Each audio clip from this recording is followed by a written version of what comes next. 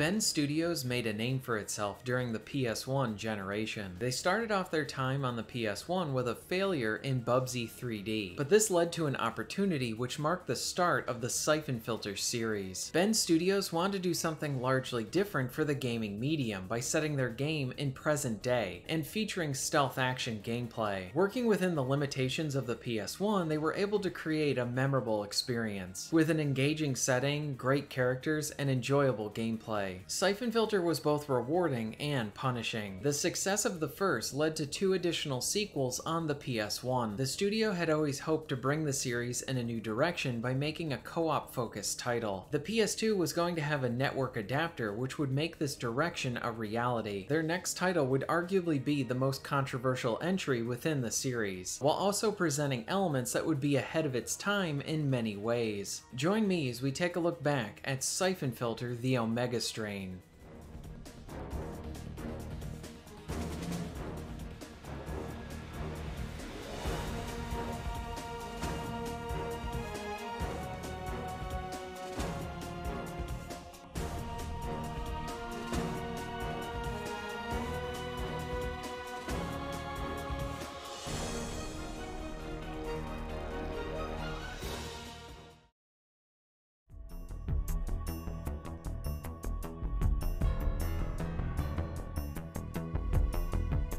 Before Ben Studios was even known by that name, they were a small company called Eidetic. They had the opportunity to work on the first 3D entry within the Bubsy series. At the time, this was going to be one of the first 3D platformers. Eidetic released their game on the new Sony PlayStation, and it was a huge flop for the studio. The developers were hungry for work and wanted to keep their company afloat, so they worked to develop a prototype to show off what their in-house engine could do, and potentially pitch that to a publisher for a new project. This eventually caught the eye of Sony and resulted in a job offer to create a game that was known as Syphon Filter. Eidetic jumped at the opportunity and completely reworked the original pitch for the game into a stealth action game. The studio wanted to make something unique and looked to GoldenEye on the N64 for inspiration. Syphon Filter was released in 1999 and was the studio's first huge success. The developers quickly got to work on a sequel and began finding areas to go bigger in and refine their formula. The focus in the sequel was to implement scripted cinematic gameplay moments, essentially mixing in sequences that one might expect to see during a cutscene, but they would be playable in this sequel. A year later, Syphon Filter 2 was released and confirmed again that Eidetic had a winning formula with this series. For their third entry, one of the lead designers was very interested in taking the young series in a different direction. He wanted to combine elements from the popular action RPG Diablo with online co-op into a Syphon Filter game.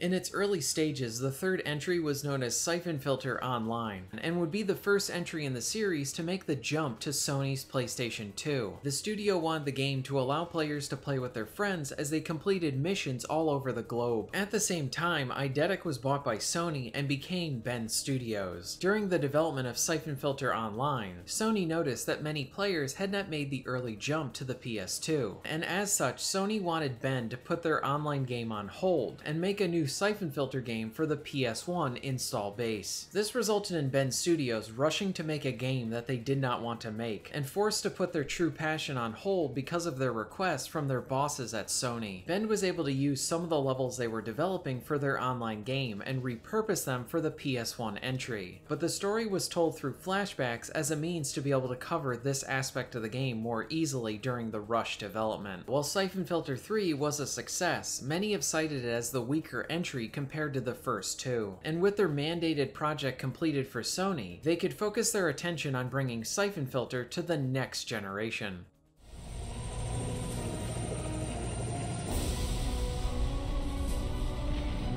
I can't be touched, and you know it. I've failed. We're all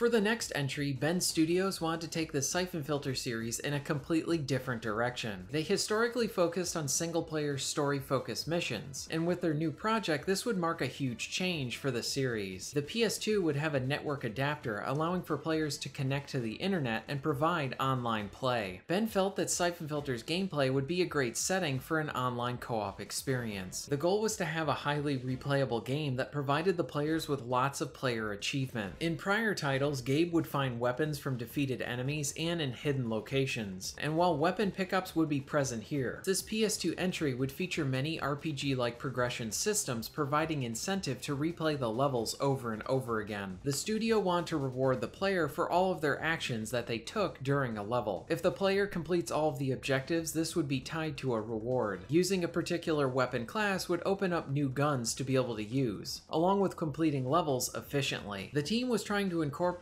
elements found in other genres and infuse them into the world of Syphon Filter. This also meant that this would allow for a lot of customization with all of the unlocks that could be earned. At the start of each mission, players would be able to change what equipment they would bring in with them. If they wanted to focus more on stealth or close-range combat or other tactics, they can set up a loadout that fits their playstyle. The constant unlocks would provide something for the players to continually strive for, along with new options to change up their arsenal. On top of all of this, players would begin the game by creating their own avatar for their playable character. The levels were going to take a different structure than the prior games as well. Syphon Filter the Omega Strain would feature large levels with multiple paths and objectives to find. Staying in line with the prior entries, new objectives would be added during a mission, and some would even be time sensitive. The level design meant that levels would be much larger than the ones found on the PS1, and would allow for multiple ways to tackle them. This meant that it would be easy for a first-time player to miss out or outright fail some of the optional objectives, and since rewards would be tied to those objectives, the game would be built to be replayed over and over again. The unlocks, loadout customization, and larger level design all fed into each other to provide a long-lasting loop of content for the player. Like I said before, this was vastly different from how Ben tackled the PS1 games. While the prior games did feature some large levels and exploration, this PS2 entry was aiming to be on a different level. The developers wanted to provide a large level of choice within the missions. This meant that if a player wanted to take a grenade launcher into a mission, they could do that. Or if they wanted to tackle the objectives in a different order, the levels would allow for that as well. With co-op being the centerpiece for the experience, many elements were built into the game to reflect this change for the series. Omega Strain was being built from the ground up with the intent for it to be played online with friends. There would be specific actions that players could find within the levels to complete buddy actions that could lead to a new vantage point, weapon, or even a better means to tackle an objective. Co-op also meant that players could communicate with each other and deploy different strategies to complete the missions. From a story perspective, this game would act as the final chapter in this storyline. Essentially, it would close out all the story threads from the PS1 entries, but this wouldn't be the final Syphon Filter game, but rather an end to the story arc. Since the game would revolve around the players creating their own avatar and playing as them, that meant that players would not be controlling Gabe Logan for the game. The cast of characters would be returning, and your avatar would interact and work with those established heroes. Very late during the development of the Omega Strain, Sony demanded a change in the direction of the project. Sony wanted the game to have a single-player component, allowing this entry to be experienced both online and offline. Sony threw a huge wrench in the development of this title. The developers had planned this title to be built from the ground up with co-op as the focus for the project. While the previous 3 entries were single-player focused, this one was going to be all about cooperating with allied players online. Now Ben Studios needed to find a way to make their co-op only title playable in single-player. This would be one thing if this was a mode that Sony requested during pre-production. That way the developers could take the proper amount of time to ensure this mode did not feel tacked on or lesser when compared to the co-op offerings. But since Sony was the publisher and owned Ben Studios, this was not a request that they could ignore. Ben Studios made the best of a tough situation and worked to tweak their co-op game into something that could be played in single player. The Omega Strain is a really ambitious project for the studio. The original idea started back with what Ben had intended for Syphon Filter 3 to be, an online focused experience where players could work together in procedurally generated levels. But since Sony wanted to capitalize on the large Syphon Filter fanbase on the PS1, this meant that Sony would force Ben to put their online project on hold to create a new entry in line with the prior prior two games, except that this project was rushed and the game suffered for it. The Omega Strain would be attempting many elements that would not be commonplace until the PS4 generation. This entry would be focused on online co-op play, providing lots of progression through RPG-like mechanics, and would invite players to replay levels over and over again to better their efficiency. This was a studio that aimed to continually challenge itself. While Bubsy 3D was a financial failure, it was one of the first 3D platformers. Syphon Filter 1 was a stealth action game before that became a beloved genre, and now the Omega Strain was attempting to incorporate online co-op elements, just as internet play was in its infancy on home consoles. In May 2004, Syphon Filter The Omega Strain was released to the world.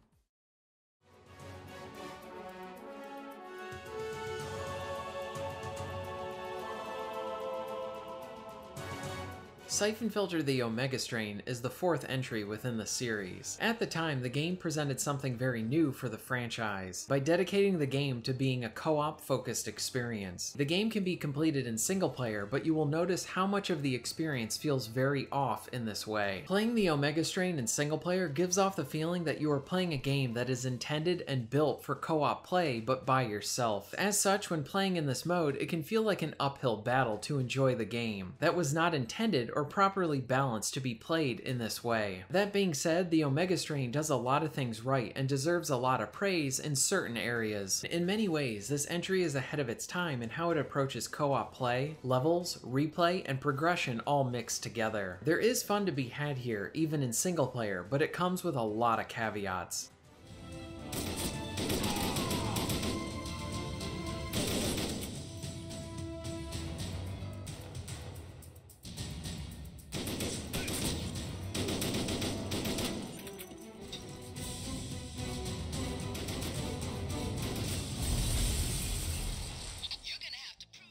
When it comes to how the game plays, you will feel right at home if you have played the PS1 trilogy. Most of the controls and systems used in those games are used here as well. For example, the lock-on returns for aiming, but instead of having a bar indicating if you will hit your target, a colored circle will pop up around an enemy. One minor thing is how the color of the circle can be hard to read if you're targeting an enemy from far away. The new circle is definitely a slicker use of providing this information to the player, but the use of the bar in the PS1 games to convey this information was consistently understandable and easier to read. The danger bar returns as well, letting you know if an enemy is targeting you, and how likely you are to get hit. My issue with this in the Omega Strain is how it is at the bottom corner of the screen, where this was presented higher in the PS1 games. This might just be a preference thing, but quickly looking up to see the danger bar was a lot easier to do than looking down. Rolling returns as well, allowing you to dodge enemy fire and get into new areas. Overall, the controls are smoother than the PS1 entries, but they do bring over some of the same issues that those games had as well. One nice addition to your moveset is how you can pick up and hide bodies. The shooting itself is pretty good. Most of the guns have pretty good sound effects, allowing for a nice punch, but the impact to your hits is an overall downgrade compared to the PS1 entries. Part of this is how the lock-on camera is not as sweeping or cinematic as it once was. The best way I can describe it is that the camera in the PS1 games highlighted the action better, and really let you enjoy the violence more. Whereas in the Omega Strain, the camera is more practical in its use, but it does not do a good job of highlighting the violence nor conveying all of the information to the player. For example, in the PS1 entries, I was never in a situation where I didn't know if the enemy I was shooting at actually died. Whereas in this game, if the enemy was far enough away, I honestly did not know if the enemy was actually dead. The new lock-on camera doesn't really make it clear if the enemy is dead, and the game can be rather dark in certain levels, making this a bit confusing to know. Enemies in the PS1 games had more over-the-top animations, making it very easy for the player to know if an enemy was dead or needing to be shot more. The Omega Strain's enemies have deaths that are a bit more subdued. There are some instances of them being pushed back from your shots, but for the most part the animations are not as over-the-top like in the prior games. Overall, this can create this odd disconnect when playing the Omega Strain, especially with all of the shooting, and this is something that you're gonna get used to the more you play it. Like I said, the big positive with the weapons and the shooting are from the sound effects. There's also some nice blood effects remaining on your outfit or on dead enemies, along with bullet holes being present on different walls. The amount of weapons is really impressive. There's everything from pistols, shotguns, rifles, and so much more.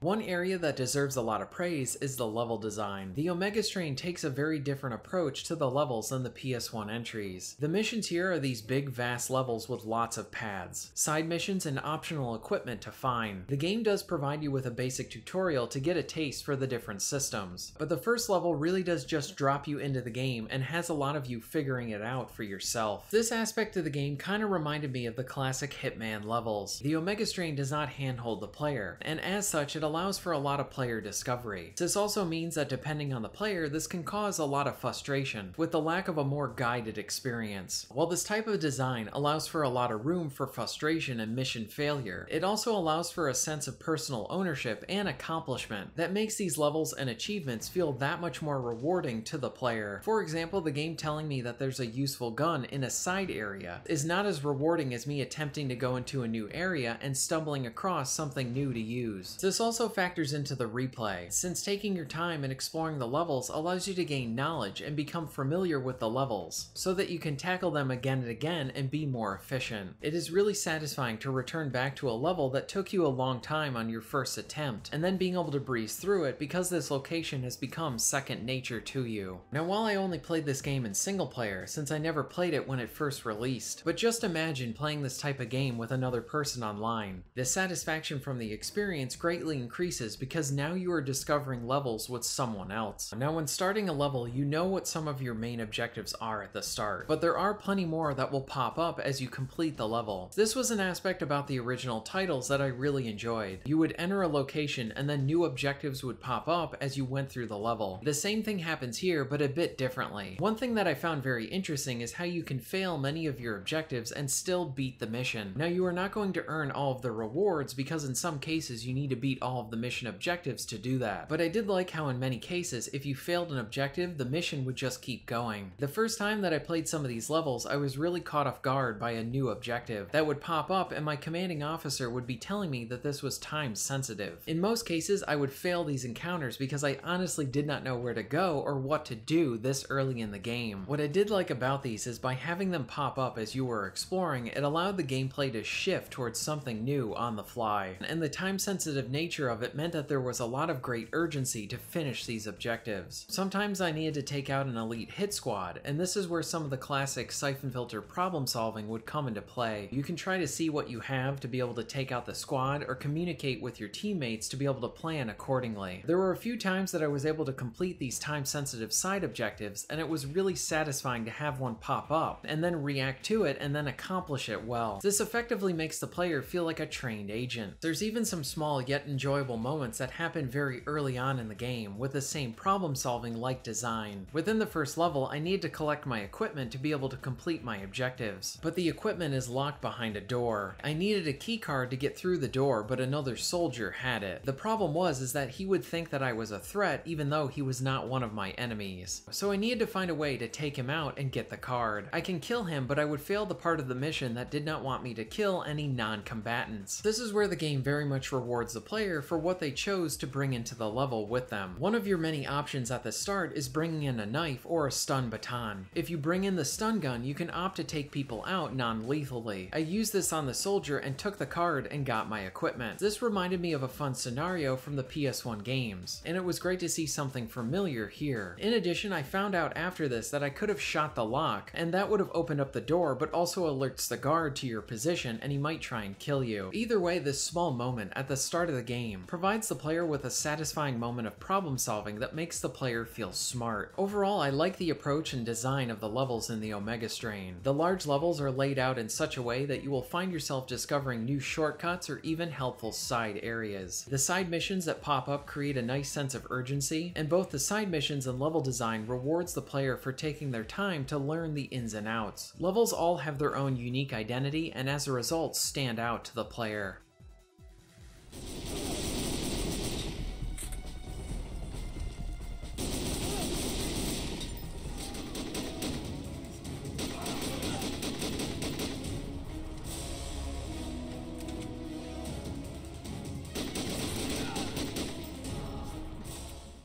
The variation in levels is really good here as well, along with how some are structured. Some areas are vast and providing a lot of different buildings or warehouses to explore, and some are layered vertically with you fighting on the streets, and then there is an extensive sewer system for you to fight through. Some other levels are like boss-like arenas, like fighting in a smoke-filled mall, contending with snipers. To the game's credit, it does become more and more fun as you keep playing. Learning the levels is part of this as you become familiar with them, but the progression system heavily contributes to this as well. At the start of the game, you will create your character and have a few different options on how to customize them. This greatly increases as you earn more unlocks. Syphon Filter the Omega Strain does a good job at continually rewarding the player. For example, using certain classes of weapons unlocks more weapons that you can choose for your loadouts. Completing certain objectives or all in a location will offer up more rewards, along with completing a level in a certain time limit. I really enjoyed the loadout aspect of the game as it allowed for a lot of player expression and greatly increased the replay value, since you could take anything that you unlocked into many of the levels. The progression, level design, focus on online co-op play really shows how the Omega Strain was ahead of its time in many ways. Many of those elements would be seen in several titles that would focus on similar elements during the PS4 generation, with the likes of Destiny and The Division along with many others. I do feel like the Omega Strain was a game that was released way too early, and would have benefited from doing better in that generation. Now, like I said before, I played this game in single player since the co-op is unavailable, so this was easily one of the hardest games that I wanted to cover. Between playing this game a lot and watching old footage of people playing co-op, the formula here was a winning formula for the online co-op space, and provided a lot of innovation to this area for home consoles. I very much respect and appreciate what Ben Studios were trying to achieve here, but this definitely was not a game that was made from the ground up with co-op in mind, and it does feel like it was a late game decision. Now let's get into some more of the flaws with the Omega Strain. Like I said, I very much like the idea of creating my character and playing online, but I do think that the developer should have approached some of this game a bit differently. It was a bit jarring to not be playing as Gabe for the majority of the game. You do get to play as him in a bonus mission, but the majority of the game is focused on your created character. My suggestion would be I think Ben should have created a fun but short single-player campaign, and then continued the story of Gabe and crew during this. Let the players play as him since he was one of the biggest reasons people love this series, and then have the created character and online stuff as a separate mode as a focus, essentially providing a shorter single-player campaign that lets players play as Gabe and then have the co-op experience be its own separate thing, instead of trying to tack on a single player to a game that was built from the ground up for co-op. Now, I understand that the choice to make this playable in single player was a late game decision made by Sony, but I think my suggestion to how they could approach this title could have worked to keep the fan base happy while introducing them to something new with the online co-op. And the Omega Strain definitely feels like the single player mode was an afterthought. The levels do not feel balanced to be tackled by yourself. You are almost always outgunned, and there is a lot of situations where the enemies will respawn, making some of the enjoyable exploration tedious, as you try to take out so many guys before they kill you. One of the worst situations of this is with a boss fight in a mall. Snipers keep pouring in as you try to target the boss. I can understand having endlessly respawning enemies in co-op, but including this in single player in the same way makes this encounter feel needlessly cheap and tedious. The single player needed more tweaking and balancing. Another example of this is how there are points in the levels where you will need another player to complete an action, but seeing this in single player just reminds you that you cannot experience this game as it was intended. There were some other small annoyances that felt like they needed more refinement as well. The instant killing explosives and grenades come back as well, and they're just as cheap as they were in the PS1 trilogy. And the lock-on honestly just doesn't seem to work sometimes. Sometimes I would lock onto an enemy and it would target the enemy really far away instead of the enemy who was closest to me. The approach to some of the cutscenes was also a bit boring to watch. There are many cutscenes that have characters just talking into the camera since they are directly addressing you. I usually find this style very boring as it made a lot of the cutscenes have this low energy to them. There's also long stretches of Gabe not being in any of the cutscenes. I like the idea of him being in command, but he should have been the one in your ear at all times giving you information. This made it seem like Ben didn't really understand why people enjoyed their main character from the PS1 trilogy. Along with this, the new voice actor for Gabe is fine, but I very much miss John Chacon. He had an iconic voice and was very enjoyably cheesy at times. I do think the narrative missed a good opportunity to explore Gabe in a leadership position and dive into that drama that could come from it. The story does touch on it a bit, but not enough. Like I said before, there is plenty to appreciate about the Omega Strain, and I honestly wish that I had played this game when it originally released to really get that feel on how the co-op was. Before we move to the conclusion, I want to touch on the soundtrack. This is a series known for their killer soundtracks, and the Omega Strain does not disappoint at all. Here are a few tracks from the game.